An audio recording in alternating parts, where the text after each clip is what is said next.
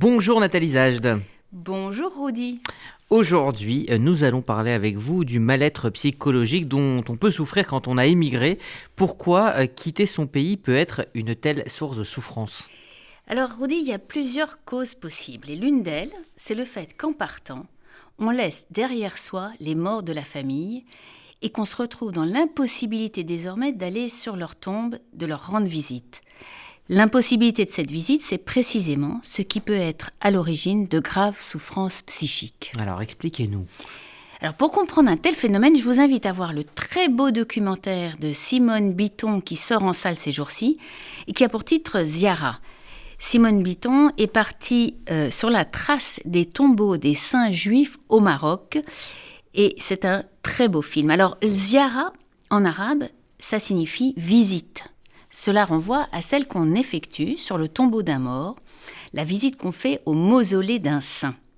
Il s'agit d'une tombe d'un homme ou d'une femme qui, de son vivant, était déjà une personne douée pour faire le bien, mais qui, depuis son décès, est devenu une sorte de saint guérisseur, dont la nouvelle habitation, le tombeau, le mausolée, est un espace sacré où l'on vient se reposer, prier, dormir, rêver et se soigner. Se soigner, comment ça ? Oui, on vient là pour demander la guérison, la fin du célibat, la fertilité, enfin toutes sortes de choses. Chaque saint a sa spécialité. On fait la demande aux morts, devenu une espèce d'ancêtre sacré, qui fait des miracles, qui opère par la baraka qui se dégage de lui, là où il est enterré. On reste là un certain temps, parfois plusieurs jours. C'est aussi l'occasion de faire des offrandes, mais aussi de faire la fête et parfois de faire certains rituels de transe. Est-ce qu'on peut qualifier cela de superstition ? Alors Rudy, je dois dire pas du tout. On a dit ça, on dit souvent ça, mais c'est pas du tout ça. Parce qu'on n'a pas besoin d'y croire. Ce sont des lieux qui sont thérapeutiques, qui fonctionnent en eux-mêmes et pour tout le monde. Ce sont des lieux qui fonctionnent pour les juifs, pour les musulmans, pour les chrétiens, pour n'importe qui. Donc si je vous comprends bien Nathalie, vous dites que la souffrance des juifs marocains dans l'exil peut trouver une explication dans le fait qu'ils n'avaient plus accès aux tombeaux des saints, donc ces saints qui soignaient leurs maux.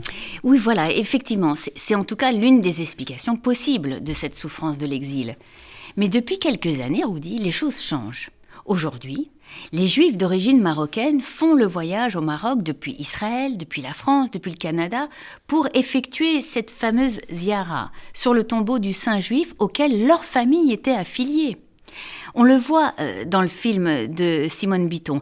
Les Juifs retournent à Meknès, à Essaouira, à Demnat, à Debdou. Ils vont tous sur le tombeau du saint de leur propre famille, Sidi Moul Elbaz, Sidi Abraham Marciano, Rabbi Cohen, Hazan, Berdugo, Benguigui, Danon, etc. Alors, est-ce que ces mausolées n'ont pas été détruits depuis le temps ? Il faut quand même rappeler qu'il reste peu de ces 230 000 juifs de la communauté marocaine qui étaient là dans les années 50 et qui ne sont plus là. Oui, mais tout dépend lesquels. Les tombeaux, la majorité de ceux qu'on voit dans le film de Simone Bitton, sont gardés par des gardiennes et des gardiens musulmans, payés par des juifs étrangers d'origine marocaine, réhabilités depuis quelques années. Ce sont ces gardiens qui lui font visiter les lieux pour son film, en sachant pertinemment que ce sont des saints juifs qui reposent. Mais ils ont la baraka, alors ces gardiens musulmans s'en occupent avec le plus grand respect. Vous savez, Rudy, quand il s'agit de guérir les maladies, de soigner le malheur, il n'y a plus de rejet, il n'y a plus de racisme. On va là où ça marche, là où le soignant est le plus efficace, quelle que soit sa foi. Merci Nathalie Zajde.